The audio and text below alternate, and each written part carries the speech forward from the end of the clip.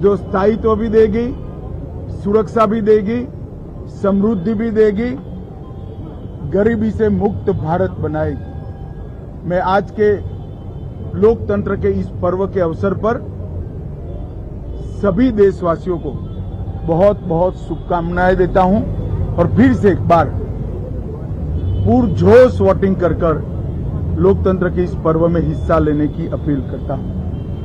આજે દેશમાં ત્રીજા ચરણનું મતદાન છે।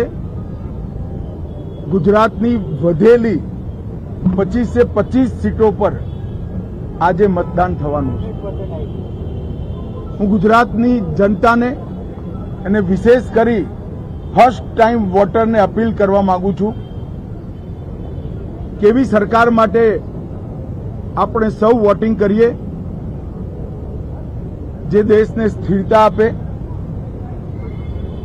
સુરક્ષા આપે, સમૃદ્ધ બનાવે, ગરીબીનું સંપૂર્ણ ઉન્મૂલન કરે અને વિકસિત અને આત્મનિર્ભર ભારતની રચના કરે। એક એવી સરકાર આપણે ચૂંટીએ જે સમગ્ર વિશ્વમાં દરેક ક્ષેત્રમાં ભારત નંબર 1 બને એવી સરકાર અને એવા પક્ષ માટે